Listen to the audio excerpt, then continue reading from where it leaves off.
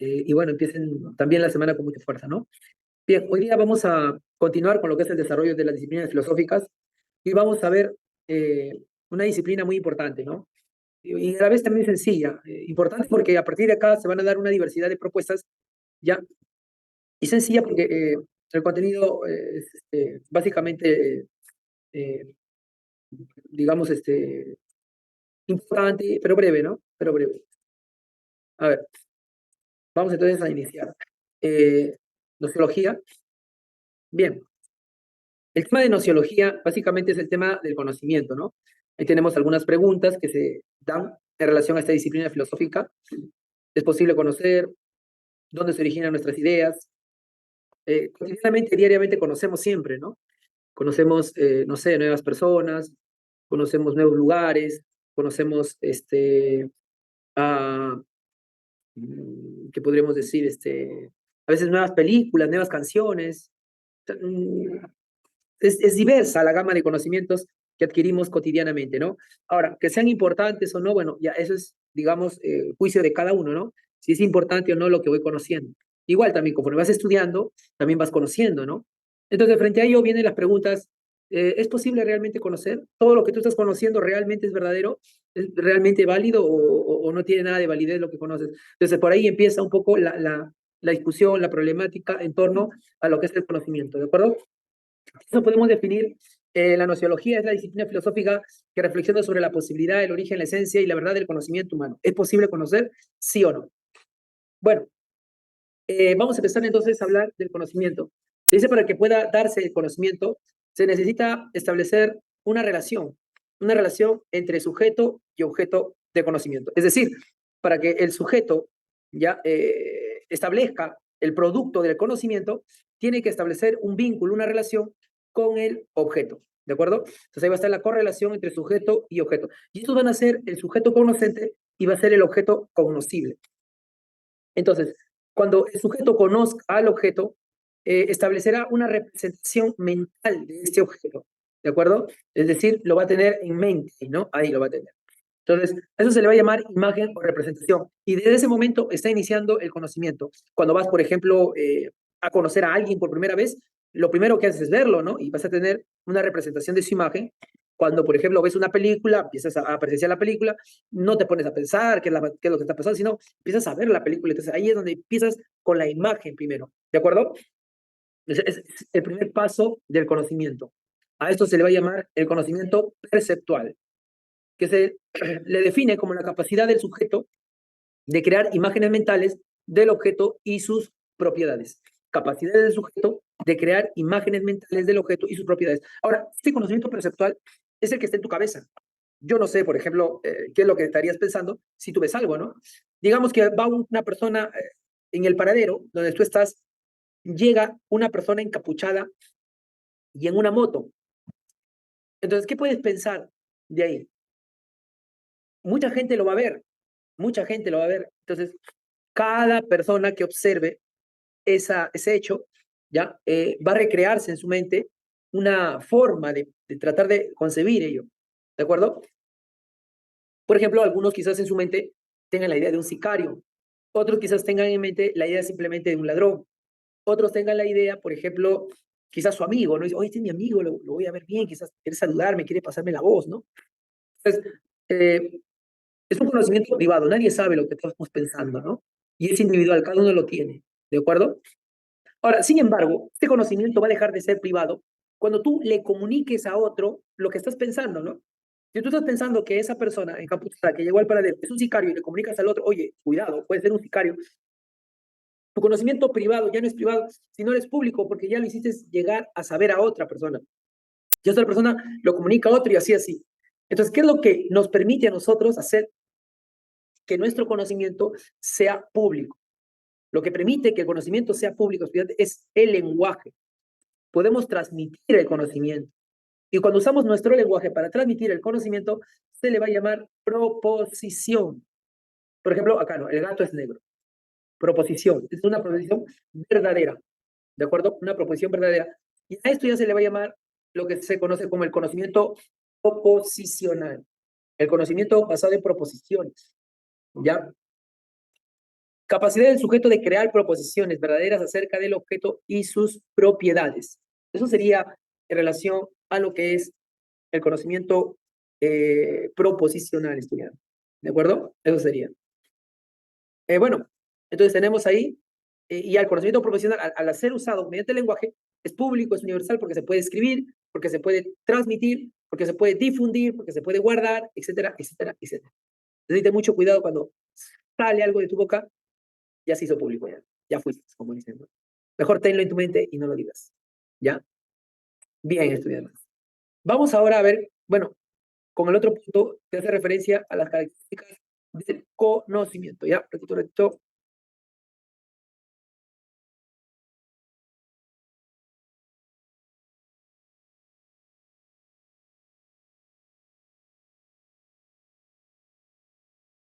Ya estamos, ahora sí. Ya, quería un poquito arreglar acá esta parte que estaba incomodándome. Bien, vamos entonces ahora a ver estos 6 enunciados. Miren, tenemos 6 enunciados. El primer enunciado es, el agua es H2O. El segundo enunciado nos dice, la suma de los ángulos internos de un triángulo es 180. Tercero, el agua de mar es salada. Cuarto, Alan García está vivo. Quinto, los extraterrestres existen. Y sexto, los ángeles alaban a Dios en el cielo. Pregunta, estudiantes, ¿cuáles son conocimientos y cuáles no son conocimientos? A ver, escriban por ahí. A ver, díganme los números, nada más, ¿ah? Estos son conocimientos y estos otros no son conocimientos. Vamos. Analicen, analicen, a ver bien. Steven acá nos escribe, por ejemplo, 1, 2, 3. 1, 2.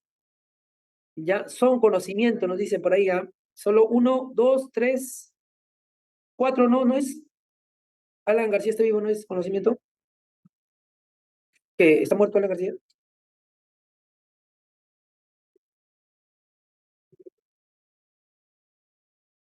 La pregunta es, ¿por qué solamente 1, 2, 3 serían conocimientos? ¿Qué hace que 1, 2, 3 sean conocimientos? Y 4, 5 y 6 no lo sean. Entonces, eh, vamos a ver qué cosa los hacen conocimientos, ¿ya? A continuación, a ver.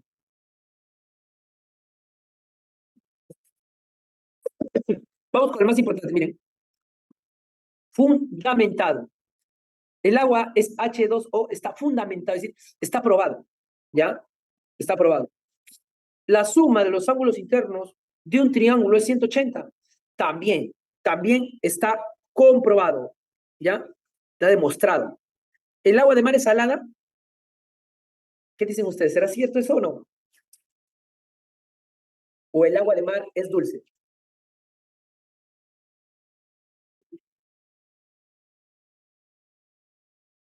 El agua de mar es salada. Claro, sí es conocimiento, ¿no? Sí es conocimiento. ¿Eh? Alan García está vivo. ¿Está fundamentado? No, no está, no hay prueba, pues, ¿no? Algunos le han dicho, han mostrado una foto ahí de una persona alta, gorda, así, ¿no? Como Alan García, mujer, siendo mujer. Ahí está Alan García, se disfrazado de mujer, dice. Y no, pues, no, no es. No. Falso, falso. ¿Ya?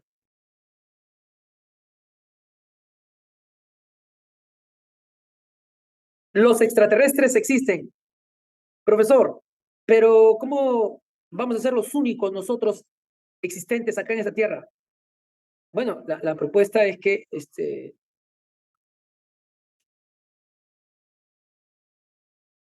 el razonamiento puede ser correcto, pero no hay prueba alguna que diga que los extraterrestres existen, ¿no? Si hubiera una prueba, ya ahí sí cambiaría. ¿Ya? No hay prueba. Los ángeles alaban a Dios en el cielo. Los ángeles alaban a Dios en el cielo. Tampoco, pues peor aún, ¿no? Bueno, todo conocimiento está fundamentado porque puede ser verificado empíricamente o demostrado lógicamente, como en el caso de un teorema, por ejemplo, el teorema de Pitágoras, ¿no? Acá Rosa Arelia nos dice, profe, pero Estados Unidos ya confirmó a los extraterrestres. Pero, ¿qué prueba ha presentado? No, no. Es una cortina de humo, ¿no? Lo que ha salido último de, por todo lo que está pasando, pues, en el Oriente, en el África, ¿no? ¿no? Por esas cosas. A ver, Ariano dice, desde más antes habían pruebas, pero no parecían reales, dice. Ya, bueno, bueno. Ya, eso de los extraterrestres. Vamos a verlo al final, ya vamos a buscarlo, a ver, vamos a buscarlo. No dijeron específicamente que fueran extraterrestres, me dice Cristian, son los restos biológicos no humanos. Parecían tomadas de un Nokia o algo así que no se veía bien. Adrián, ya, bueno. Bueno, en cuestión bueno, esas noticias un poco, sí escuché, no tanto de extraterrestres, pero de una información que Estados Unidos estaba escondiendo, ¿no? Desde hace mucho tiempo y que uno de los que había pertenecido justamente a ese grupo de investigación salió a denunciar, ¿no? Diciendo que Estados Unidos tiene información oculta, ¿no? Sobre seres, pues, que, y bueno, una serie de cosas que eh, no hay pruebas suficientes, digamos, ¿no? Así que está en suspenso, estudiantes, está en suspenso, ¿no? No sabemos qué va a pasar ahí. Ya, así que, o sea, es como Galileo Galilei, ¿no? Galileo Galilei, por ejemplo, cuando debatió con los sacerdotes, y Galileo le dijo, oye, estás equivocado, la luna no es lisa, porque los sacerdotes creían que todos los astros y todas las lunas y todos los soles que habían creado, pues, Dios, eran redonditas, lisas, ¿no? Y Galileo dijo, no, falso, la luna no es lisa, es cráteres, montañas, una serie de cosas, ¿no? Y le hizo ver por el telescopio. Mira, le dijeron, mira, mira. Y ahí está la prueba, pues. No podían rehuir a esa prueba, ¿no?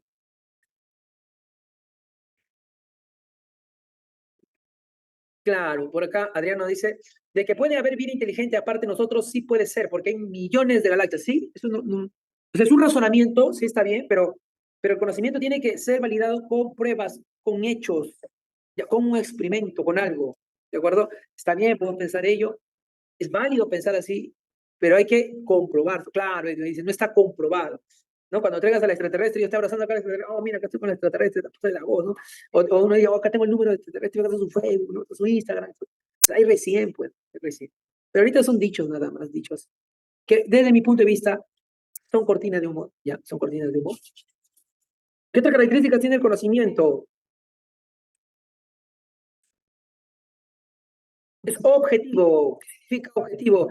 Tiene el objeto tal como es sin alterar, no vale modificar, ya no vale modificar. Es necesario, se da de un modo y no de otro, es invariable. Y así, ¿no? Vamos a hablar de cada una de estas características un poquito más amplio en las siguientes diapositivas, pero quiero decirte último que estas tres, la cuatro, la cinco, seis, son creencias y no son conocimientos. La creencia es aceptar una proposición como verdadera, pero sin poder probarla o demostrarla, ¿de acuerdo? Sin probarla ni demostrarla. Entonces, los cuatro últimos son creencias, ya, más no son evidencias ni conocimientos, porque les falta lo fundamental que es la prueba científica. Ya está. Bien, estudiantes, entonces vamos característica por característica para desmenuzar algunas cosas importantes, ¿ya? Pero decimos, el conocimiento está fundamentado, ¿ya? Puede ser verificable empíricamente o sustentado lógicamente. No es infundado, ¿ya? O sea, no es que no tenga fundamento, sí tiene fundamento el conocimiento, ¿ya? Sí tiene fundamento. Bueno, a ver, un ratito esto. Pues se movió, se movió.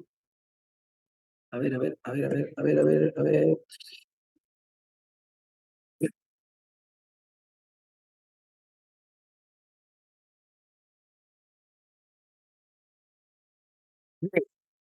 Acá tenemos un ejemplo de conocimiento fundado, ¿no? Por ejemplo, el agua es H2O.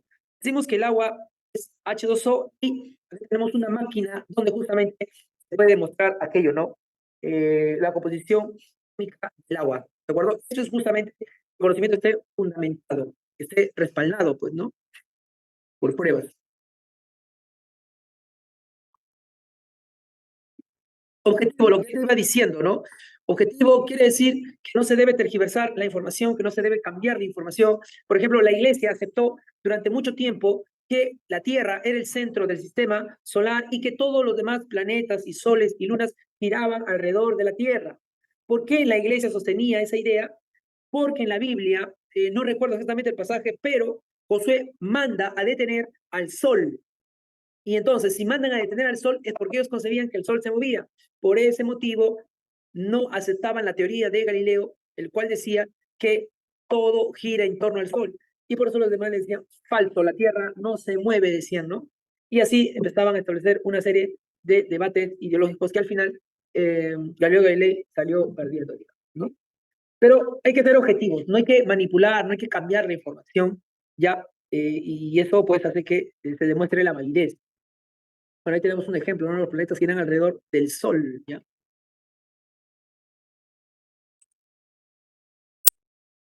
El conocimiento es necesario, decimos, es necesario.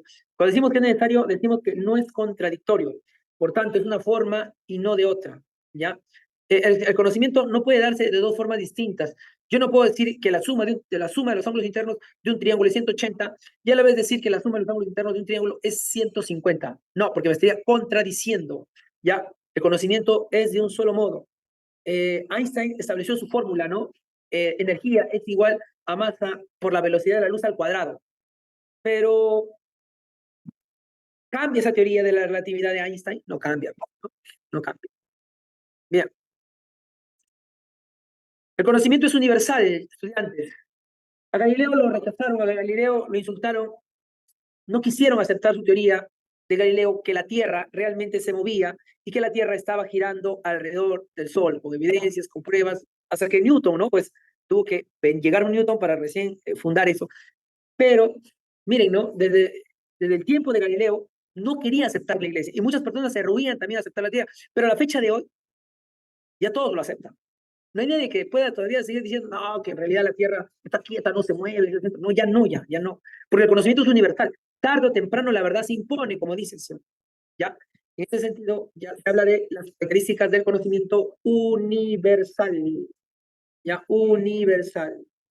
Y en la historia de la ciencia hay muchas anécdotas que te cuentan de cómo el hombre tergiversó alguna información para sus intereses, ya de esta manera mantenía todavía cubierta un conocimiento que no va a ser aceptado por la comunidad entera.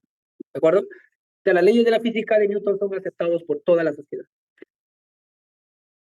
Uy, Adriano, me mató Adriano acá, porque dice, hay gente que aún cree que la Tierra es plana, los famosos terraplanistas. Pero, pero, ¿qué se? No sé, ahí sí ya.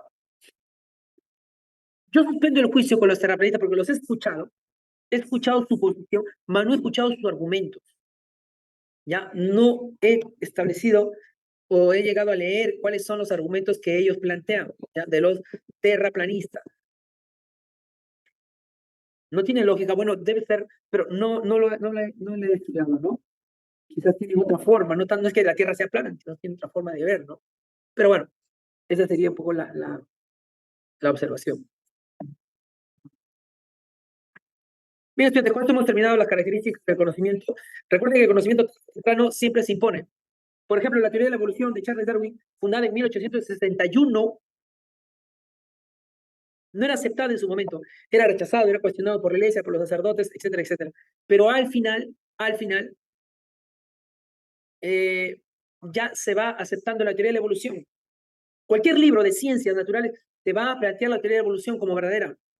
Ya ninguno de los libros de ciencias naturales te va a hablar de la creación, ya. Si te lo hablas como una anécdota, nada más. Pero todo el libro de ciencias naturales es la evolución. Hasta la misma iglesia ha aceptado ya que el hombre ha evolucionado, ¿no? La iglesia dice, sí, el hombre ha evolucionado, pero esa evolución ha sido únicamente para el cuerpo, más no para el alma o para el espíritu, ¿no? Porque eso sí sería creado. Bien, estudiantes, eso sería entonces las 4 características. Si tienen alguna pregunta, alguna duda de estos temas, ya, a ver, ¿alguna duda?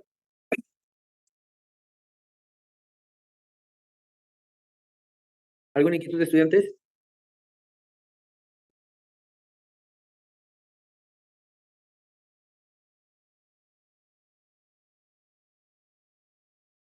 No hay, no, no hay, no hay. Vamos a continuar entonces.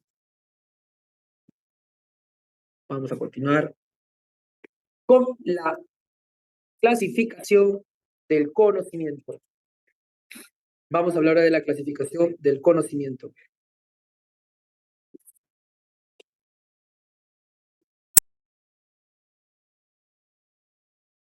Para establecer la clasificación del conocimiento se establecen dos criterios, ¿ya? Según el objeto que se quiere conocer, y el otro criterio será la experiencia, ¿ya? Vamos entonces a empezar por el primer criterio que sería el objeto del conocimiento, ¿de acuerdo? A ver, voy a traer algo para que pueda usarlo como ejemplo. Directamente ya.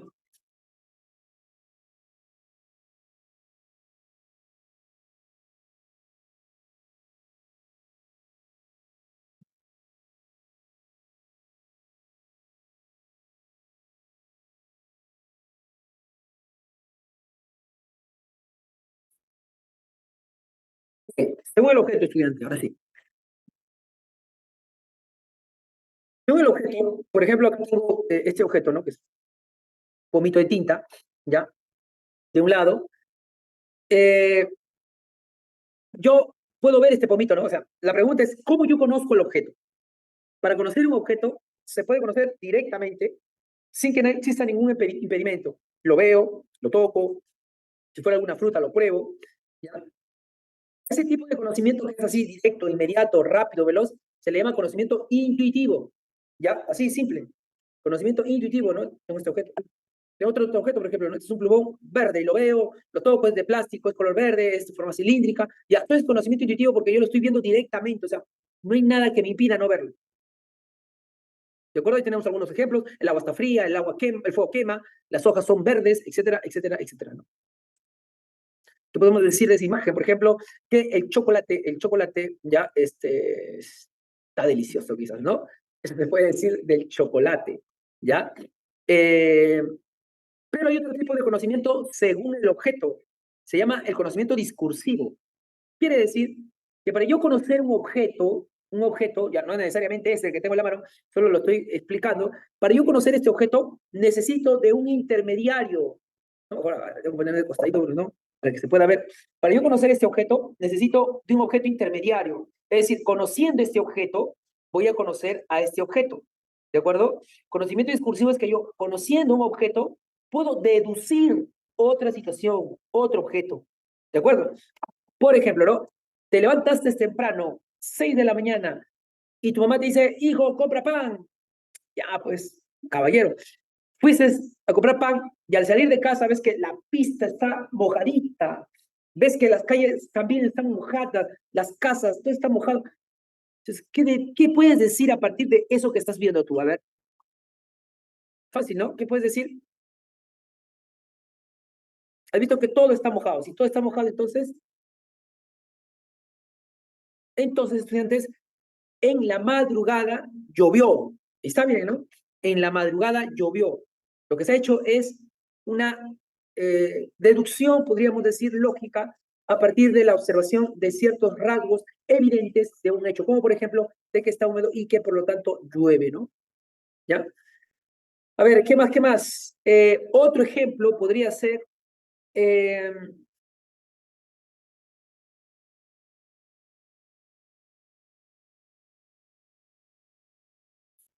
ya ver así, ¿no?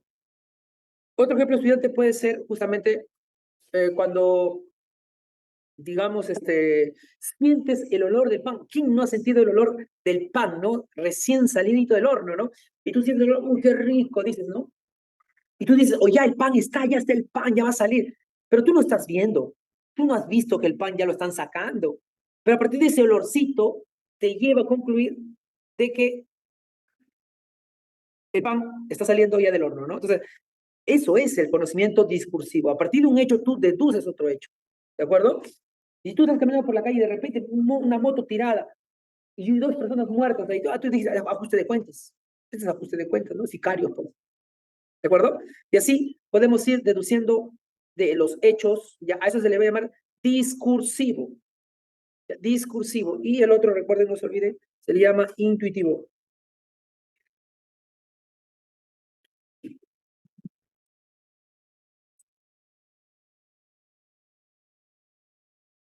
¿Ya? Según la experiencia.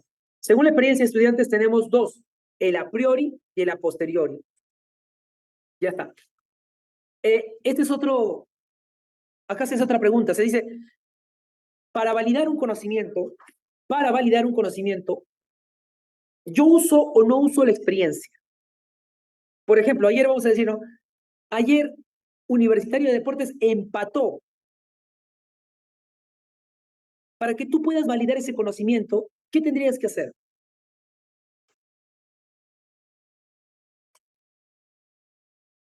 ¿Qué tendrías que hacer, a ver, para validar ese conocimiento?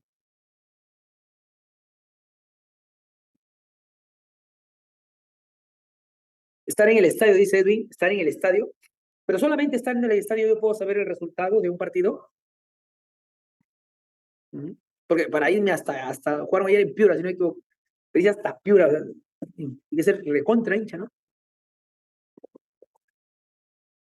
Puede ser uno, está bien, puede ser estar en el estadio, o puede ser que he visto el partido a través de la televisión, ¿ya?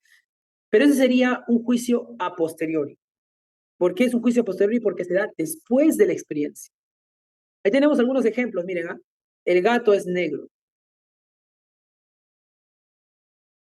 el profesor es soltero, la rosa es blanca, ¿no?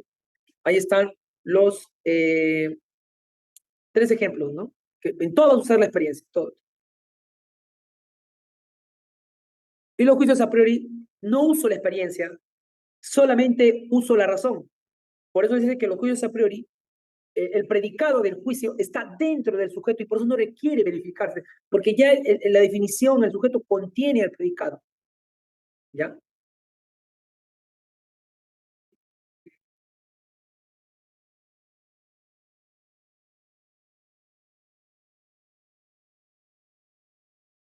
Me faltaba el gatito, ¿no? Bien, ya para terminar, entonces, vamos con los juicios a priori. Juicio a priori, estudiante, juicio a priori es cuando no requieres tú de la experiencia, únicamente de la razón. Por ejemplo, decir ahí, el gato es felino. ¿Necesitas ver un gato para que te des cuenta que es felino? Un soltero es no casado. ¿Necesitas preguntarle a un soltero, oh, soltero, ¿te has casado? ¿Necesitas preguntarle? O un triángulo tiene tres lados. ¿Necesitas ver un triángulo para que te des cuenta que tiene tres lados? Triángulos, un nombre dice triángulos, tres ángulos. O sea, por eso el juicio a priori se basa en la razón únicamente porque se puede usar la razón y no los sentidos para poder validar la experiencia. ¿Está muy bien? A ver, espero me hayas entendido. Yo te voy a decir algunas cinco oraciones así. Tú me vas a decir si es juicio. Si es, perdón. Juicio a priori, juicio a posteriori, es intuitivo o discursivo. ¿Ah? Es decir, vas a escribir por ahí. ¿De acuerdo? Profe, es intuitivo, discursivo, a priori, a posteriori. ¿De acuerdo? A ver. Eh, Juan prueba un panetón y dice, qué delicioso está el panetón. ¿Qué tipo de conocimiento es según el objeto? A ver, según el objeto, ¿eh? ¿Intuitivo o discursivo? Intuitivo, muy bien, Jesús, muy bien. Intuitivo. Muy bien, Gonzalo, muy bien, Ismael. Intuitivo. Vamos con el segundo ejemplo, vamos con el segundo ejemplo. A ver, eh, oye, el cielo está nublado, seguramente va a llover. ¿Qué es? Intuitivo o discursivo. Oye, el cielo está nublado, seguramente va a llover. Discursivo, porque no estoy viendo la lluvia, pero ya estoy adelantándome a ese acontecimiento a partir de un medio que sería que el cielo está nublado. Muy bien, muy bien, muy bien, estudiantes. ¿Ya? A ver, vamos con ahora, según la experiencia, a ver, eh, podemos decir, a ver, Dina Baluarte viajó a Argentina, a priori o a posteriori. Dina Baluarte viajó a Argentina.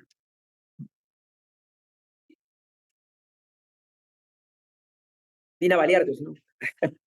Dina Balearte, a ver, ¿qué es? ¿A priori o a posteriori? Nada, nada. A posteriori nos escribe Edwin, claro.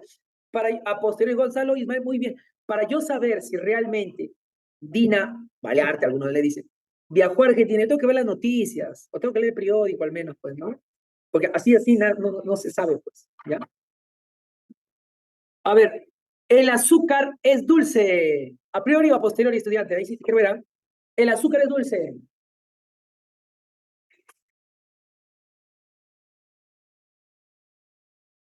A posteriori, poniendo, dice, Edwin dice a priori. Uy, hay dos respuestas distintas, ¿ah? Defínanse. ¿Es a posteriori o es a priori? El azúcar es dulce. Sigue escribiendo a posteriori, a posteriori. A posteriori nos dice Ismael. No, chicos. Acá los había puesto pues en complicación. Chicos, cuando yo digo el azúcar es dulce, necesitas probarlo para que sepas que es dulce. O sea, la pregunta es, ¿puede haber azúcar salada? No, sí o no. Entonces, el azúcar es dulce es a priori.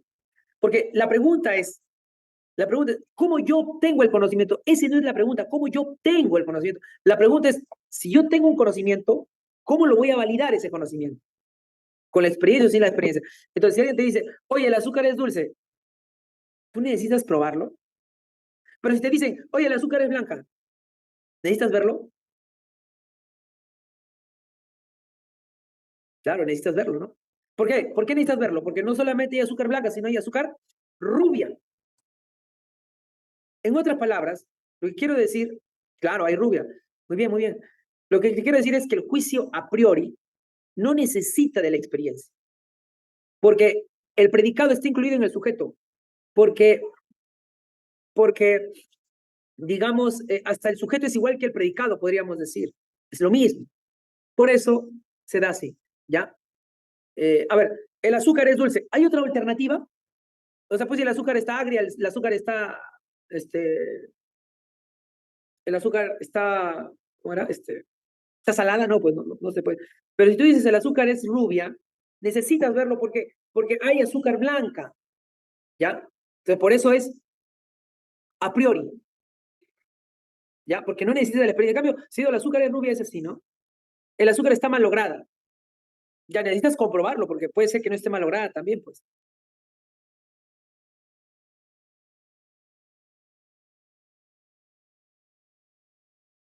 Sería posterior, Edwin, claro, sería posterior, correcto. Bien, chicos, eso practique bastante según el objeto y según la experiencia, ¿ya? Y vamos con lo último, ya los niveles de conocimiento, ¿no? Hay tres tipos de niveles, el cotidiano, el científico, el filosófico, ¿ya? El conocimiento cotidiano es el que obtenemos en la vida cotidiana, en la vida diaria, en el quehacer diario. Conocer un amigo, conocer, no sé, un nuevo lugar, conocer una nueva serie, conocer una nueva película. Bueno, es un conocimiento cotidiano, ¿no? Ah, mira, mi vecino pintó su casa, ¿no? Oye, ¿sabes qué? Mi vecino compró un carro. Oye, ¿sabes qué? Mi vecino vendió su carro. Te estoy conociendo las cosas del entorno, de la vida cotidiana. Ahora, el conocimiento científico, estudiantes, científico, es un conocimiento selectivo, metódico, sistemático. Se obtiene con rigurosidad, se obtiene con experimentos científicos, se obtiene a través de un método científico y es bastante riguroso. Por ejemplo, en el vacío todo cuerpo cae con la misma aceleración, ¿ya? O si no, todo cuerpo permanece en reposo o en movimiento constante, siempre y cuando no existe una fuerza externa que ejerza sobre ella. Ahí está. Conocimiento científico. Ahora, el conocimiento filosófico es totalizador, radical, crítico, problemático y que se puede determinar a partir de las frases filosóficas. Solo sé que nada sé. ¿Quién lo dijo? ¿Recuerdan quién lo dijo? Solo sé que nada sé. Sócrates, muy bien, Adriana, muy bien, Steven Sócrates. A ver, ¿quién dijo Dios ha muerto? ¿Quién dijo Dios ha muerto? Nietzsche, muy bien, Steven, muy bien, ahí está. Ahí está. ¿Quién dijo? Vamos allá. Trata al hombre como un fin y nunca como un medio. Lo dijo un alemán llamado Kant, no Marx. Marx dijo, la religión es el opio del pueblo.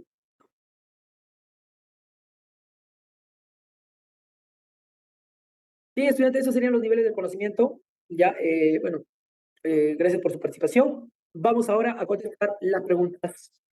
Ya, si no tienen ninguna pregunta, ninguna consulta, voy a dejar de compartir. A ver, Ismael dice, en el ejemplo sería, a priori, del agua está fría, ¿qué se debe primero tocar para saber si está caliente o fría? No, no, no. Ahí está el punto, mira, ahí está el punto.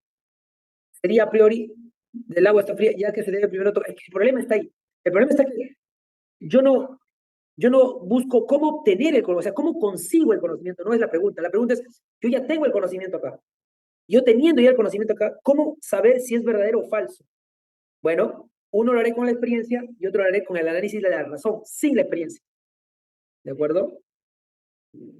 Así. Porque acá me estás diciendo, yo tengo que tocar para saber. No, es que el conocimiento ya está acá. Y si tú quieres validar ese saber, ahí sí tienes que comprobarlo, con la experiencia o sin experiencia. ¿De acuerdo? Esa es la idea, Ismael. Muy bien. Vamos ahora sí con la resolución de las preguntas. Doy un ratito. Vamos con la resolución de las preguntas.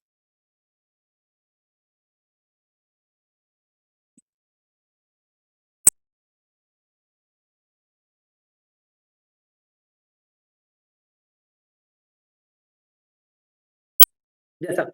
Vamos con la pregunta 1. En el acto del conocimiento, el elemento que es consciente y tiende hacia la realidad para conocerla se denomina. ¿Quién es el que es consciente y dice, no?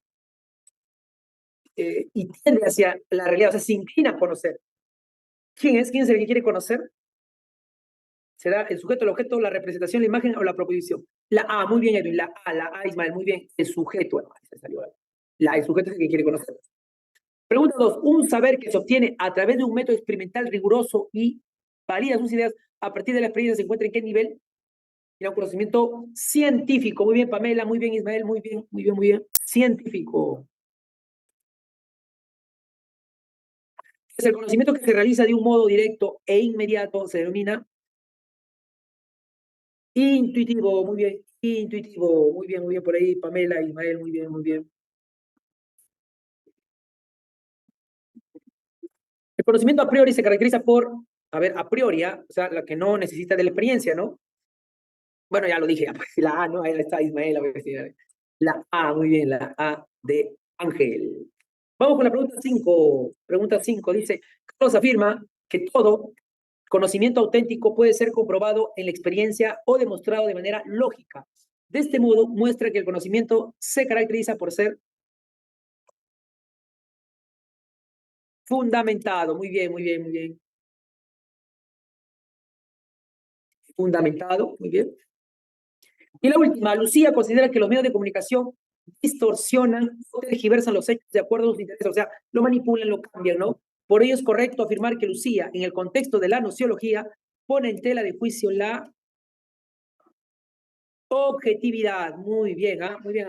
Saludar a los chicos que han estado bastante pilas su día activo, dando también las respuestas. A veces ninguna se han equivocado.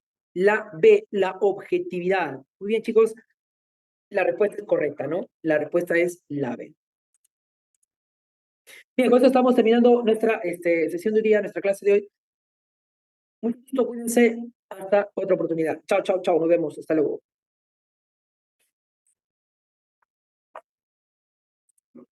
Que corresponde a la segunda parte de fenómenos térmicos. La semana pasada, confírmame por favor, han hecho la primera parte de fenómenos térmicos, lo que es cambio de temperatura, ¿verdad? Ya, entonces, correcto. Entonces, hoy día culminamos la semana 24 viendo lo que es cambio de fase y lo que es dilatación de los cuerpos, ¿no? Dilatación térmica, ¿ya? Cambio en las dimensiones. Así que voy a compartir, a ver, un momentito para compartir, ¿ya?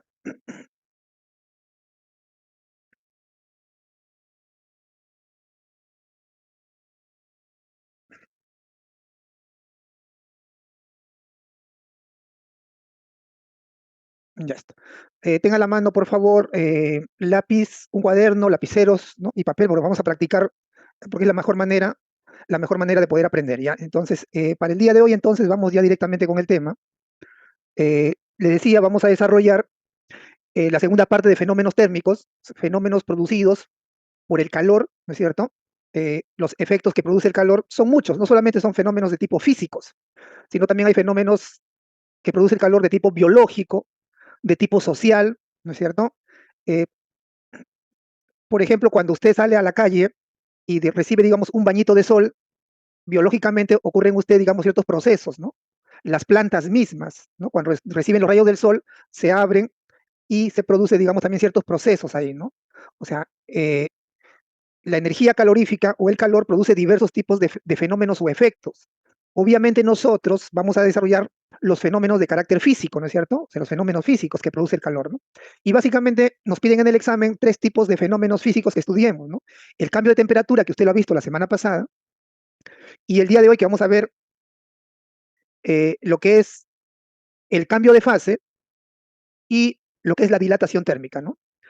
Entonces, debido al calor, también usted lo conoce porque es algo que muy, digamos, cotidiano para nosotros, el calor puede producir que los cuerpos pasen de una fase a otra, ¿no? De fase sólida a fase líquida, de fase líquida a fase gaseosa, y la situación inversa también, ¿no? Pero también el calor puede producir cambios en las dimensiones de los cuerpos, se llama dilatación, ¿no? ¿No? Ya sea expandiendo o comprimiendo los cuerpos. Eso puede producir también el calor, que lo vamos a ver el día de hoy, ¿ya? Entonces, como objetivos tenemos lo siguiente por ello, ¿no? Vamos a conocer las condiciones para que se produzcan los cambios de fase y las magnitudes que están involucradas en este proceso. Es lo que vamos a ver, ¿no? El estudio del cambio de fase, ¿ya? ¿Cuáles son las condiciones para que se produzca el cambio de fase? ¿Ya? ¿Y qué magnitudes debo tomar en cuenta, ¿no? Y el otro aspecto es, como te decía, estudiar, digamos, lo que son los cambios en las dimensiones geométricas de los cuerpos, y esto debido, pues, a el calor que además le produce, como usted sabe, variación en la temperatura, ¿no? O sea, cuando un cuerpo recibe calor, ¿no? No solamente varía su temperatura, sino que también va a variar sus dimensiones geométricas, ¿no? Lo vamos a ver a continuación. Entonces, eso vamos a ver, ¿ya? El cambio de fase y lo que es cambio en las dimensiones, ¿no? ¿Ya? Que es dilatación térmica, ¿no?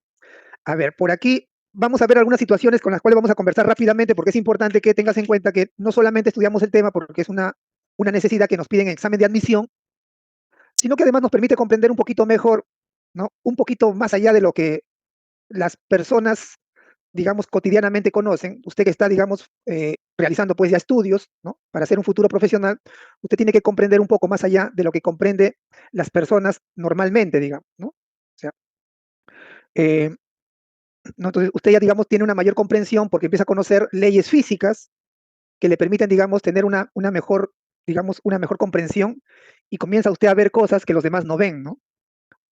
Entonces, eso es lo que nosotros hacemos aquí, ¿no? ¿Ya? Entonces, elevamos nuestra capacidad de análisis, de comprensión, y vemos cosas que otros no ven, porque cuando usted sea profesional, usted va a resolver problemas que otros no van a poder hacer, ¿no? Entonces, vamos a ver por aquí. A ver,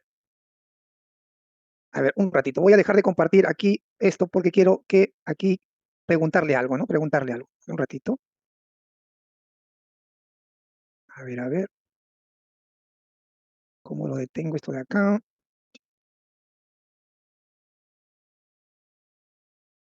Ya está. Listo. Ya lo voy a colocar así de esta manera. A ver, voy a compartir ahora sí. Ya, solamente lo voy a dejar de esta manera. Lo voy a ampliar un poco.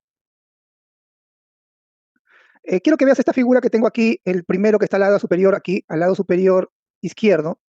Como verás, aquí hay una copita que tiene agua, una copa, ¿no? Con agua, y esta persona tiene un hielo, ¿lo notas? Tiene un pedazo de hielo. Entonces yo quiero que me respondas así de manera, digamos, rápida por el chat. ¿Qué va a pasar con el hielo cuando esta persona coloque el hielo aquí en el agua que está en esta copa, ¿no? La persona va a colocar el hielo en el agua. ¿Qué cosa crees que pase ahí con el hielo? A ver, ¿qué me dices tú? A ver, por aquí, Patricia me dice se va a empezar a derretir. Claro, ya. ¿Qué dicen? ¿Qué dicen? ¿Qué más? Claro, me parece excelente, ¿no? Ya, ahora sí lo voy a poner en presentación para que lo notes, ¿ya? Claro, nosotros hemos hecho muchas veces esto, ¿no es cierto? Hemos agarrado un poco de agua, hemos sacado hielo del refrigerador y lo hemos colocado, ¿no? De tal manera que al colocarlo en nuestro vaso con agua, hemos notado que el hielo se derrite, ¿no es cierto? El agua podemos tomar un poquito más fría, ¿no es cierto? De repente pues estamos con un poco de calor y eso es lo que vemos, ¿no?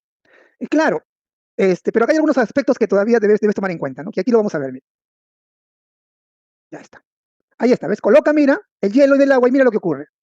El agua se solidifica, mira, ¿lo ves? Coloca el hielo en el agua y el hielo no se derrite, sino que el agua se solidifica. ¿Lo logras ver?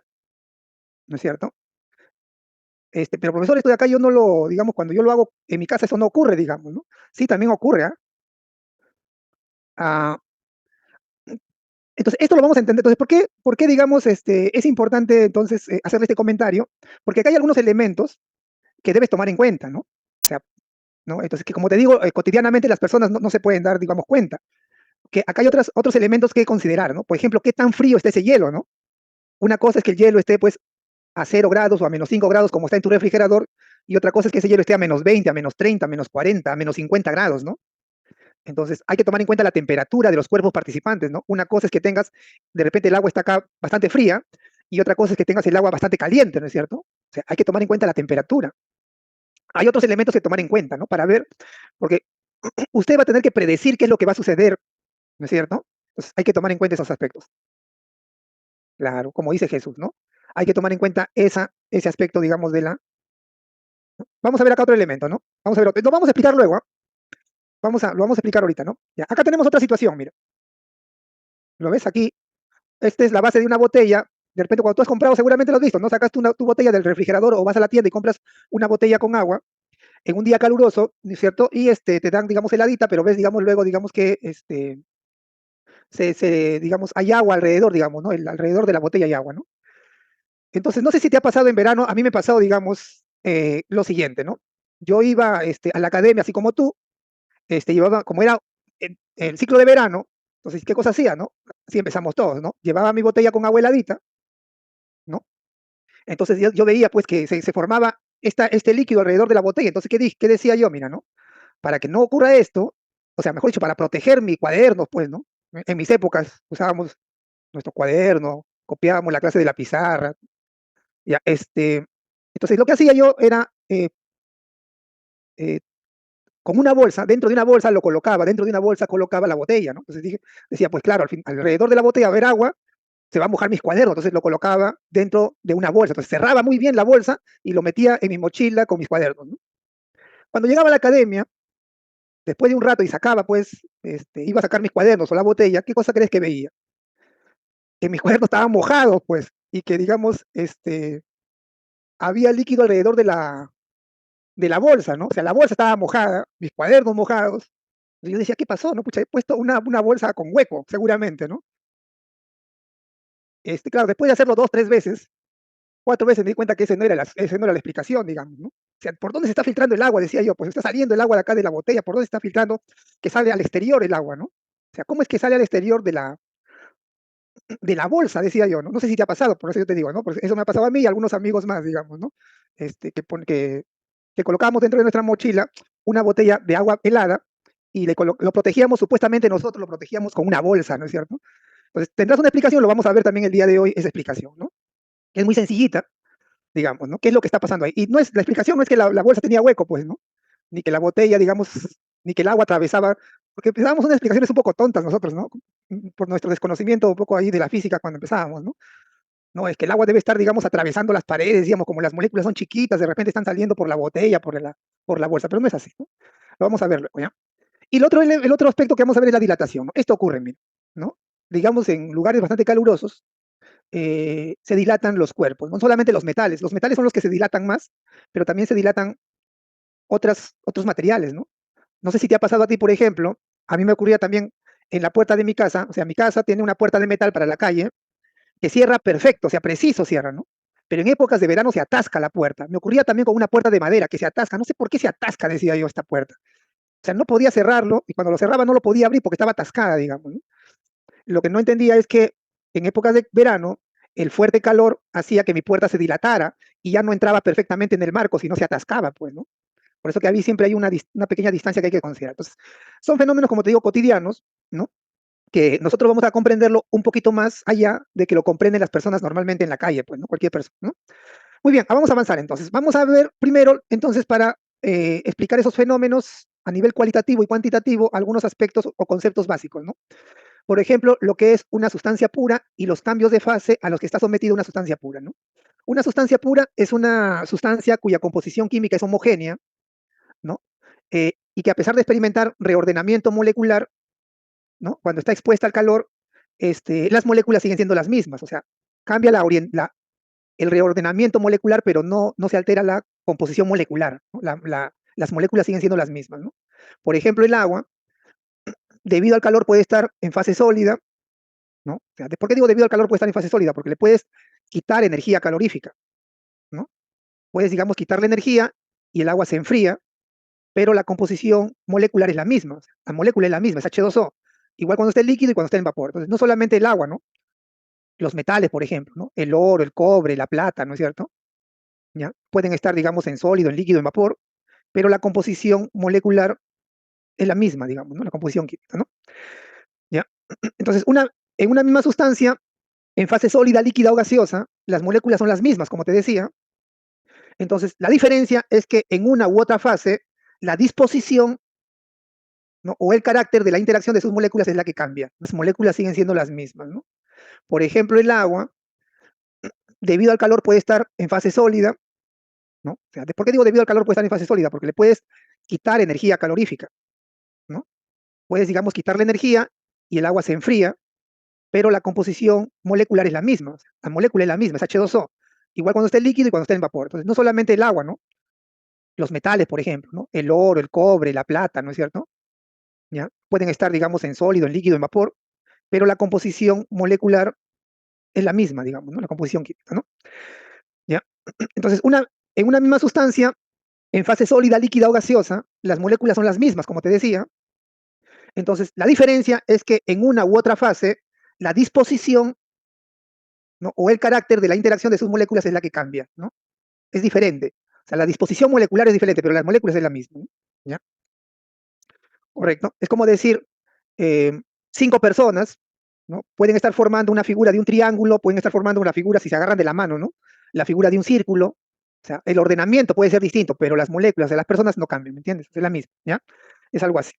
Entonces, la fase en la que está, en la que se encuentra la sustancia pura está definida por un rango de presión y temperaturas, ¿no?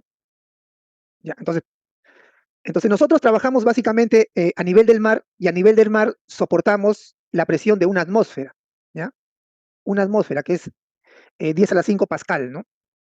¿Ya? A la presión de una atmósfera, a la presión de una atmósfera, o sea, a nivel del mar, ¿no? A la presión de una atmósfera, el agua, por ejemplo, en el rango de 0 grados hacia atrás, hacia las temperaturas negativas, el agua está en fase sólida, usted lo conoce, ¿no es cierto? También, ¿no es cierto? No hay ningún problema. Entre 0 y 100, el agua se encuentra en fase líquida, las moléculas es la misma, representadas en este caso por estas bolitas de color azul, pero están ordenadas de otra forma, ¿no? ¿No? Acá hay mayor libertad, mayor movilidad, ¿no? Y de 100 hacia adelante, la fase en la que se encuentran es en fase gaseosa, ¿no? Para otro tipo de sustancias, también van a estar en fase sólida, líquida y gaseosa, pero no a estas temperaturas, ¿me entiendes? No en estos rangos, ¿no? Van a estar en otros rangos, ¿no? ¿Ya? Entonces, menor a 0 se encuentra en fase sólida, entre 0 y 100 en fase líquida, mayor a 100 en fase gaseosa, ¿no? Entonces, por ejemplo, el alcohol de menos 17 para abajo está en fase sólida, ¿no? De menos 117, perdón, ¿no? Hasta 78 está en líquido, y de 78 para adelante está en vapor, ¿no? ¿No? Punto de fusión es el punto en el cual cambia de sólido a líquido, y el punto de ebullición es el valor de temperatura del cual cambia de líquido a vapor. El hierro, miren, cambio, ¿no? El hierro, hasta la temperatura de 1539 grados Celsius, es sólido, ¿no? Desde las temperaturas negativas hasta 1539 es sólido. De 1539 a 2750 es líquido ya el hierro, ¿no? Ahí ya, en esa temperatura, los herreros, los que trabajan con metales, si usted va a ser de repente ingeniero metalúrgico, también seguramente lo va a manejar esto, ya pueden, digamos, trabajar con la sustancia para darle forma, ¿no? De diversos, digamos, dispositivos, ¿no? Hay muchos dispositivos de tipo electrónico, dispositivos también de tipo mecánico, ¿no? Que utilizan, digamos, como sustancia el hierro, ¿no es cierto? Entonces, para darle forma necesitan pasarlo a líquido, y eso ellos saben que está en esa temperatura, de 1539 a 2750, ¿no? Y 2750 para adelante ya se pasa a vapor, ¿ya? Así, ¿ves? Entonces, nosotros, por supuesto, vamos a trabajar principalmente, y tú tienes que aprenderte lo que además ya te lo sabes seguramente, nosotros vamos a trabajar, por supuesto, principalmente con el agua. Esto hay que aprenderse, por lo tanto, ¿no? El agua, entre qué rangos de temperaturas es sólido, es líquido y es gaseoso, ¿ya? Listo, ¿ya? Muy bien. A ver, seguimos por acá, entonces. Listo. Condiciones para el cambio de fase. Para que una sustancia pura cambie de fase, tiene que estar sometida a cierta presión, ¿ya? Y debe tener un cierto valor de temperatura. A esto se le conoce como condiciones de saturación, ¿ya? O sea, esto es importante, joven, ¿ya? Acá viene esta parte importante. Si quieres que una sustancia cambie de fase, entonces hay dos magnitudes que debes tomar en cuenta. Uno, la presión a la cual tiene que estar sometida esa sustancia, y la otra, la temperatura que debe tener, ¿ya? ¿Correcto? Si la presión cambia, la temperatura cambia, ¿no? ¿Ya? Eh, por ejemplo, uno puede encontrar agua líquida a -10, a -8 °C. ¿Por qué, digamos, puede haber agua líquida a esa temperatura? Por ejemplo, en esos lugares donde un lago se congela debido al frío, ¿no es cierto? A, a- a- a temporadas de invierno, se congela, sí, pero se congela y encima hay una capa de hielo bastante gruesa, pero debajo de esa capa de hielo lo que está debajo es líquido, porque si no, imagínate, si todo el lago se congelara, los pececitos, ¿cómo quedarían, no es cierto? ¿Me entiendes, verdad? O sea, en un lago, el lago que, ¿no? En un lago, un fuerte frío, digamos un intenso frío de invierno, hace que se congele la parte de la superficie y se genera una capa de hielo, pero debajo de esa capa de hielo el agua es líquida a -10 °C. ¿Cómo es posible eso?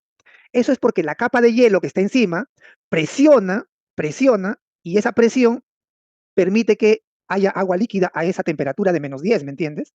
Y los pescaditos estén debajo, digamos, por lo menos ahí viviendo sin mucho inconveniente. Entonces, por eso es que acá anteriormente yo te decía lo siguiente, mira, lo voy a retroceder rápidamente. Mira, a ver, un ratito. Por eso que acá acá te decía claramente, ¿no? O sea, si a ti te preguntan, el agua siempre, digamos, el agua a -5 grados, ¿es hielo necesariamente? No. El agua, ¿no? No sé, a 10 grados siempre es líquido. No, porque acá hay un aspecto que he mencionado claramente, que es esta condición, la presión. Si la presión es diferente, estos valores de temperatura cambian para que el agua pase de sólido a líquido, de líquido a gas. Ahora, en el examen de admisión y nosotros, por lo general, solo vamos a trabajar con la presión de una atmósfera. O sea, a nivel del mar vamos a trabajar. Y por lo tanto, cuando la presión es una atmósfera, el agua pasa de sólido a líquido y viceversa a 0, y de líquido a gas a 100. Pero a esta presión, ¿me entiendes? Pero si me dicen, o sea, si no me dicen que es esta presión, puede ser otra presión, entonces estos valores pueden ser diferentes, ¿me entiendes? Por ejemplo, es muy conocido que usted conoce el monte Everest, ¿no? Es uno de los más altos, o el más alto, creo, que suben los alpinistas, es un reto, digamos, para ellos. Entonces, cuando ellos están en la parte más alta, ahí arriba, la presión es menor a una atmósfera. Y como no hay mucha presión, el agua hierve rápidamente, mira. Interesante, o sea, en lo alto del Everest, el agua hierve más o menos a 76 grados, ¿no? O sea, llega a 76 grados y comienza a hervir ya, comienza y pasa a la fase de vapor, comienza a ebullir, ¿no? En cambio aquí, a nivel del mar, todavía tenemos que esperar a 100 grados, ¿no? Por eso. ¿Me estás entendiendo? No sé si me estás entendiendo. Dime por el chat, por favor, si está claro esto, ¿no? De que para que los valores de temperatura sean estos para el agua, la presión tiene que ser una atmósfera. Si es una presión distinta, estos valores pueden cambiar. Si es una presión mayor o menor, no coinciden esos valores, ¿me entiendes, no? ¿Ya? ¿Correcto? Listo. Pues por eso te daba algunos datos, ¿no? Te daba algunos datos, ¿no? Te daba algunos datos que si tú aumentas la presión para que el agua líquido pase a ser sólido, o, ¿no? Entonces la temperatura es mucho menor aquí, ¿no? Es menor, ¿no? Por eso que puede tenerse agua líquida debajo de un lago congelado, ¿no? O sea, en un lago congelado, debajo de la capa de hielo, puede haber agua líquida. Y te decía que en el alto, digamos, en la cima del monte Everest, el agua hierve solamente a 76. ¿Por qué solamente hierve a 76? Ahorita lo vamos a ver, Fernando. Fernando me pregunta una diferencia entre este, vaporización, creo que dice vapor y ebullición, sí, ¿no? Entonces, en lo alto del monte Everest te decía, la presión es menor, o sea, mientras más tú vas hacia arriba, hacia arriba, hacia arriba, la presión disminuye, disminuye, disminuye, disminuye. Entonces, a menor presión, ¿no? El líquido puede hervir a menor temperatura, va a hervir a menor temperatura, ¿ya? Muy bien, entonces sigamos, a ver, sigamos por acá. Entonces, nosotros vamos a trabajar, como dice por aquí, jovencitos, como puedes ver aquí, puedes notar acá, nosotros vamos a trabajar, aquí lo puedes ver, a la presión de una atmósfera, ¿ya? ¿correcto? A esa presión vamos a trabajar. Entonces, a esa presión, para pasar de la fase sólida a la fase líquida o viceversa, el agua tiene que encontrarse a 0 grados Celsius. ¿Ya? El agua va a estar a 0 grados Celsius. Y para pasar de la fase líquida a la fase gaseosa, el agua debe estar a 100 grados Celsius. Entonces, los cambios de fase pueden ser para todas las sustancias de esta manera, ¿no? Si va de sólido a líquido se llama fusión, ¿no? Claro, te tienes que aprender los nombres porque te van a decir en el problema, ¿no? En un proceso de fusión te dan datos, ¿no? Entonces, pero ¿qué cosa está ocurriendo ahí? Entonces, tú debes saber que es de sólido a líquido, pues, ¿no? ¿Ya? La fusión es de sólido a líquido. Acá tienes un recipiente, mira, con un metal a alta temperatura que está en fase líquida, ¿ves? ¿No? Que este es un recipiente y acá están colocando, están vertiendo el metal en fase líquida a un molde, ¿no? Ese proceso de sólido a líquido se llama fusión. El proceso inverso se llama solidificación. Solidificación, ¿ya? Cuando tienes agua y lo pasas de, digamos, de líquido a sólido, solidificación, ¿no? ¿Ya? Que es cuando tienes un poco de agua, lo llevas a tu refrigerador, lo solidificas y tienes hielo, ¿no? De líquido a gas se llama vaporización, ¿ya? Vaporización. Y la vaporización tiene dos, como nos decía por ahí su compañero que estaba haciendo la consulta, ¿no? A ver un ratito, aquí quién, Fernando, ¿no? Fernando nos está consultando. La vaporización tiene dos, digamos, posibilidades, ¿no? Que sea vaporización por ebullición o vaporización por evaporación, ¿ya? Vaporización por ebullición y vaporización por evaporación.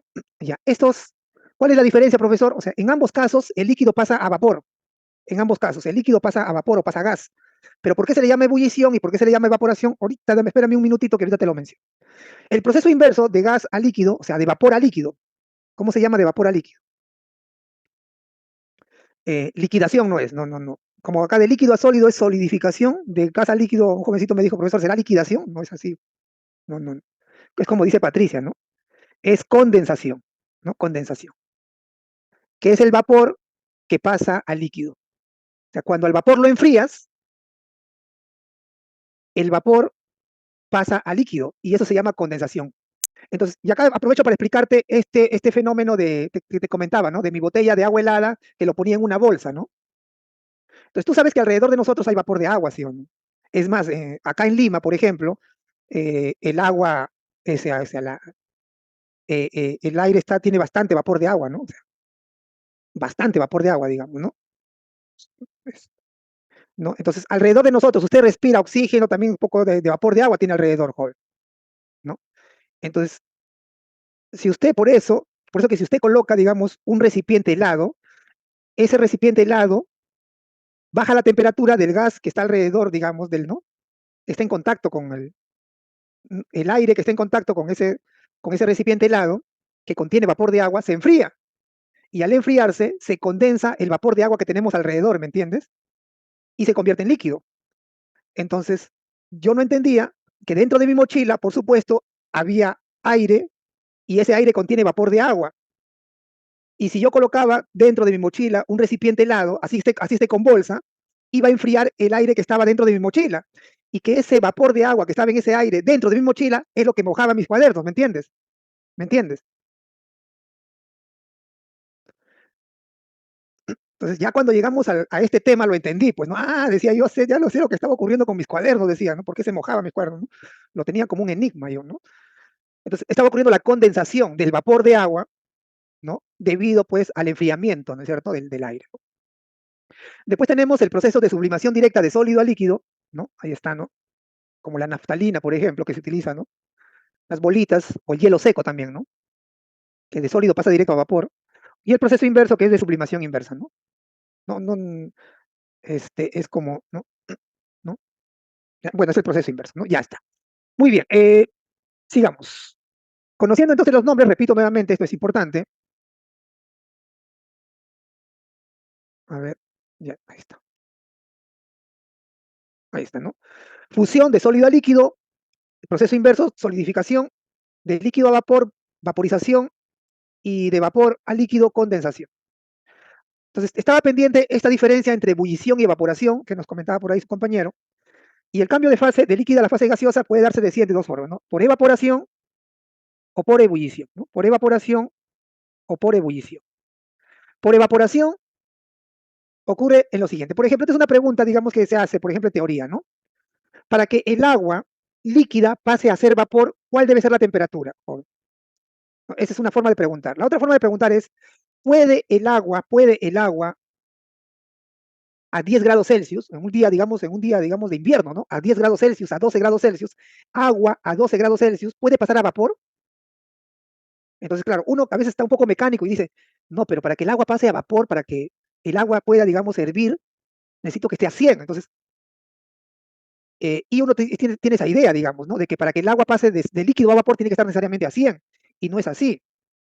El agua puede pasar también a vapor, así esté a la presión de una atmósfera, también puede pasar a vapor, de líquido a vapor, puede pasar a 5 grados, a 10 grados, a 20 grados, ¿no? Y eso usted lo observa en la práctica, ¿no?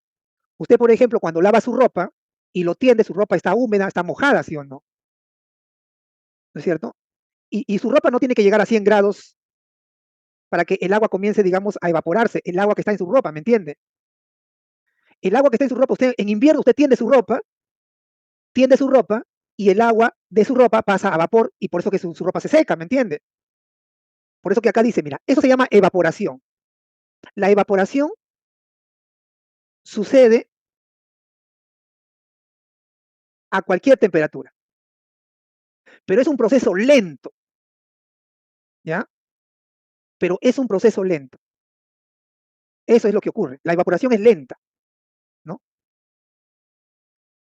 Claro, hay mayor evaporación a 20 grados que a 10 grados, pues, ¿no? Por eso que tu ropa se seca más rápido en verano que en invierno. Se evapora más rápido el agua, ¿sí o no? Lógicamente. Pero no tiene que llegar a 100. En una época de verano de 20, 25 grados, se seca mucho más rápido que en una época de invierno que está a 15, 18, 10, 15 grados, ¿me entiendes? Ahora, también que depende de la superficie, ¿sí o no? Porque tú también en la práctica te has dado cuenta, profesor, cuando yo mi ropa la tiendo y está toda junta, digamos, yo me doy cuenta que para secarse más rápido, lo tengo que extender mi ropa, ¿no es cierto? Lo extiendo mi camisa, mi chompa, y se seca más rápido. Entonces, a mayor superficie de contacto con el medio, entonces la evaporación es más rápida, ¿no? Claro, tiene que haber mayor corriente de aire, por eso que por eso que lo colocas en el techo y no adentro de tu casa, ¿sí o no? ¿No? Y, como te decía, se evapora mejor si está a un poquito de mayor temperatura, ¿no es cierto?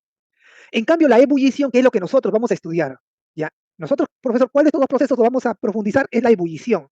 La ebullición, en cambio, se da, digamos, no solo en la superficie, sino se da en toda la masa, ¿ya?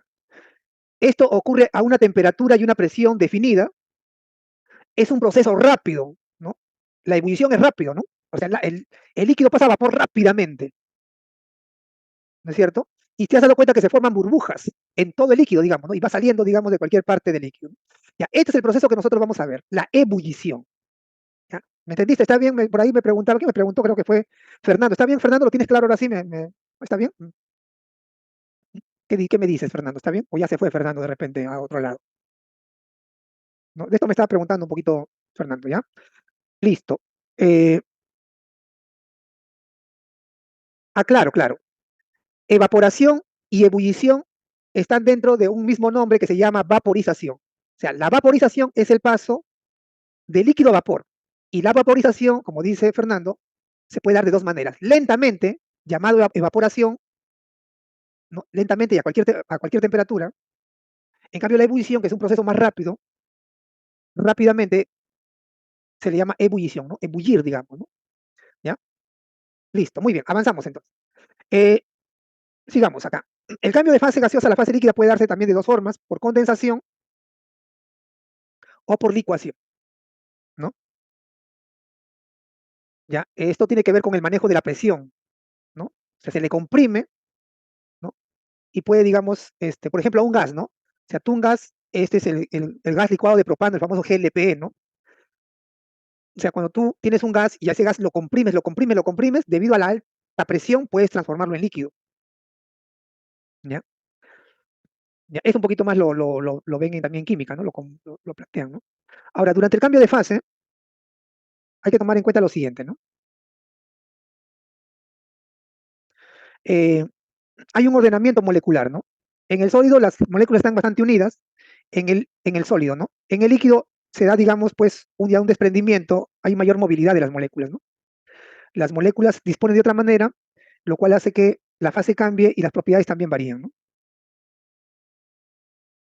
Aquí, por ejemplo, hay un video donde se puede observar, a ver un ratito, voy a colocarlo rápidamente.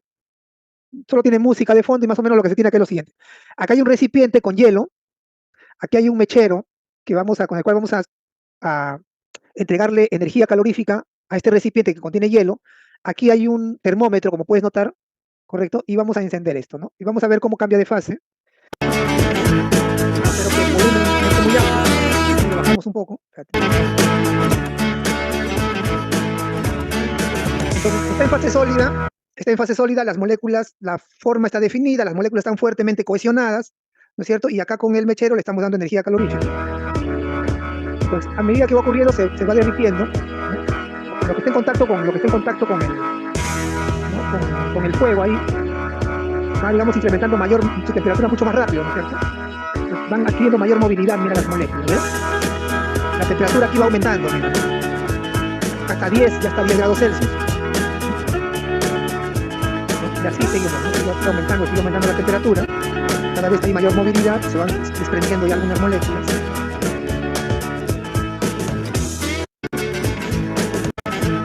Cada vez ahí está. Y ya está, ¿no? Ha llegado aquí, como puedes notar, ha llegado a cero, ¿no? Antes estaba confundido, está en -10, ¿no? Ya, pero aquí ha llegado a cero, mira. ¿Lo ves? Entonces, en cero ya todo es líquido, ya. Ya todo es líquido, ¿no? Entonces, a partir de ahí, mantiene, mantiene su fase, ¿no? Y ya algunas comienzan a evaporarse, ¿ves? Los de la superficie comienzan a, digamos, a abandonar y pasar a la fase de vapor, ¿no? Fase gaseosa, ¿ya? Entonces, mientras que a medida que le damos calor, la temperatura sigue incrementándose, ¿no? Y entonces va ocurriendo eso, ¿no? Pero se mantiene en fase líquida, ¿no? Ahí está ya 50, 60, estamos a 80, y aquí llegamos a 100, ¿no? Cuando se llega a 100, ya este paso de líquido a vapor se da de cualquier parte del líquido, ¿no? De cualquier parte de la sustancia, ¿no? De la superficie, del medio, de abajo, ¿no? De la base igual, ¿no? Pasan a vapor, ¿no? Ya. Cuando están pasando a vapor, la temperatura se mantiene constante a 100 mientras hacen el cambio de fase. En los cambios de fase, ¿ya? La temperatura se mantiene, ¿no? Cuando pasa de líquido a vapor se mantiene en 100, cuando pasa de sólido a líquido en 0, ¿no? ¿Ya? Hasta que todo el líquido pasa a ser vapor. Una vez que todo el líquido pasa a ser vapor, ahí sigue ahí en 100, mira, sigue ahí en 100, hasta que todo el líquido pasa. Una vez que todo el líquido pasa a ser vapor, comienza recién a aumentar la temperatura de más de 100, ¿no? Ahí está. ¿Ya? Entonces, ese es el proceso. Entonces, a menos de 0, el sólido, en la temperatura de 0, ahí está, se da el cambio de fase. En la temperatura de 0 se da el cambio de fase, pero mientras cambia de fase, o sea, mientras el sólido, en este caso el hielo se va derritiendo, se mantiene en 0. Cuando ya todo se ha derretido, recién aumenta la temperatura, hasta que llega a 100. Cuando llega a 100, se mantiene en 100 para que todo el líquido pase a ser vapor. Una vez que todo el líquido pasa a ser vapor, después ya, cuando ha pasado a ser vapor, recién aumenta la temperatura, ¿no? Ahí está, ¿no? Ahí está en 100, todavía es vapor, y de acá comienza a aumentar la temperatura, ¿no? Ahí está, ¿ya? Muy bien. Entonces, esto es más o menos lo que ocurre con todo proceso, jovencitos, ¿no? ¿Ya? Más o menos eso es lo que ocurre. ¿Qué es lo que ocurre, profesor? Lo que ocurre más o menos es eso, ¿no? Es eh, cuando una sustancia recibe calor, lo primero que hace es cambia la temperatura hasta que llega a la temperatura de cambio de fase.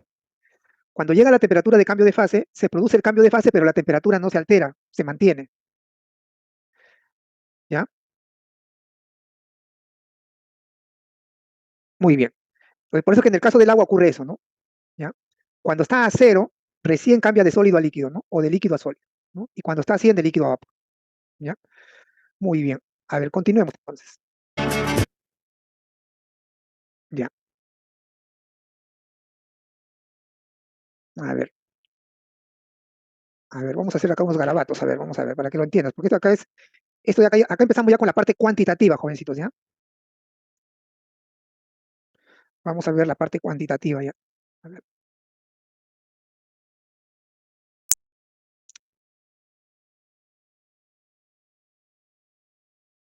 Ya, es súper fácil, ¿ah? Mira, vas a darte cuenta que la parte cuantitativa y la parte operativa, hemos visto la parte cualitativa, la parte cuantitativa, te vas a dar cuenta que es relativamente fácil.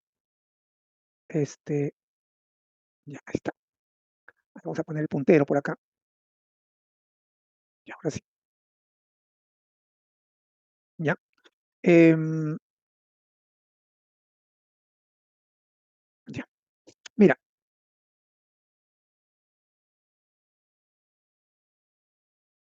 vamos a trabajar con el agua. El agua, ¿ya? Entonces, por lo general, vamos a trabajar a la presión de una atmósfera, ¿ya? Una atmósfera. A menos que me indiquen lo contrario, esa va a ser nuestra presión. Por lo tanto, a esta presión, tú ya sabes que de sólido a líquido, ¿no es cierto? Ahí está. La temperatura tiene que ser 0 °C, ¿no? Ya. Entonces, de sólido a líquido o puede ser de líquido a sólido. A ver, vamos primero con esto de acá, ¿ya? A ver, si tú tienes sólido, sólido, acá la temperatura tiene que ser 0 °C, ¿ya? Y quieres que pase a líquido, lo voy a poner ahí en un recipiente, a ver, y quieres que pase a líquido, ahí está. Entonces, o sea, si este es el inicio, esto es lo que tienes el inicio, y esto es el final, entonces, para que el hielo pase a ser agua líquida, le tienes que suministrar energía calorífica, o sea, le tienes que entregar calor, ¿me entiendes, no? En cambio, si tú quieres hacer el proceso inverso, o sea, quieres hacer esto, tienes inicialmente líquido, tiene que estar a cero, y quieres que se convierta en un cubito de hielo, o sea, en hielo sólido, entonces, ¿qué es lo que hay que hacer acá? Hay que entregarle energía en forma de calor, que sería, hay que calentar el cuerpo, o hay que quitarle energía en forma de calor. ¿Qué es lo que hay que hacer ahí? Eso es básicamente lo que tienes que tomar en cuenta primero, ¿ah? Primero hay que tomar en cuenta eso. Porque a veces el joven se confunde, no sé por qué se confunden los ejercicios. Si el sólido lo quieres pasar a líquido, le tienes que entregar calor. Pero si al líquido lo quieres pasar a sólido, le tienes que quitar energía en forma de calor. ¿Me entiendes, no? ¿Ya? Primero. Lo mismo, digamos, de líquido a vapor, ¿no? O sea, de líquido a vapor para pasarlo de líquido a vapor hay que entregarle calor. En cambio, para pasarlo de vapor a líquido hay que quitarle calor, ¿me entiendes? Pues tienes que saber cuándo le doy y cuándo le quito para cambiarlo de fase, ¿no? Ya está, muy bien. Entendido esto, que si yo lo quiero pasar de sólidos a líquido, pues hay que entregarle calor. Se sabe cuánto de calor hay que entregarle para que 1 gramo de hielo, cuando se derrite, se va a convertir en 1 gramo de agua. Ten cuidado, ¿ah? No cambia la masa. Cuando tú cambias de fase, la masa no cambia acá. O sea, si tú derrites 1 kilo de hielo, cuando el hielo está derretido, no te va a salir pues medio kilo de agua, ¿no? No sale así. ¿No? O 2 kilos, no es así. Si tú derrites 1 gramo de hielo, vas a obtener 1 gramo de agua. Ya está. Se sabe cuánto es esto, joven. Esto está ya determinado ya. Es un valor que tienes que aprendértelo. ¿Cuánto, profesor, es esta cantidad de calor que me permite derretir 1 gramo de hielo? Mira, solamente es para derretirlo, no es para calentarlo, no es para aumentar la temperatura. La temperatura siempre se mantiene a cero, tiene que estar a cero. Entonces, el calor que sirve exclusivamente para cambiarle la fase a 1 gramo es 80 calorías. Entonces, con 80 calorías, tú logras que 1 gramo de hielo a 0 grados se transforme en 1 gramo de agua a 0 grados. ¿Ya? Se conoces. Profesor, ¿y si yo tengo 1 gramo de agua y quiero pasarlo a 1 gramo de hielo, le tengo que quitar calor? ¿Cuánto crees de calor le debo quitar, joven? ¿Cuánto crees de calor le debo quitar? La misma cantidad, pues. Si para pasarlo de sólido a líquido le da 80, para pasarlo de líquido a sólido le debo quitar los 80, ¿me entiendes, joven? Ya, ¿estamos bien hasta ahí? ¿Se entiende esto, joven? Dime por el chat, por favor, porque esta es la parte ya matemática que nos va a servir para hacer los ejercicios, joven. No es complicado, es bastante sencillito, ¿no? Ya está. Entonces, a ver, ¿ya está claro por ahí, jovencito? ¿Está todo claro? ¿Me entiendes esto? Porque vamos ahora a decirte lo siguiente, mira. Ya, todo razonamiento básico para usted, yo sé que usted lo puede, digamos, hacer sin ningún inconveniente. A ver. Ah, ya, profesor.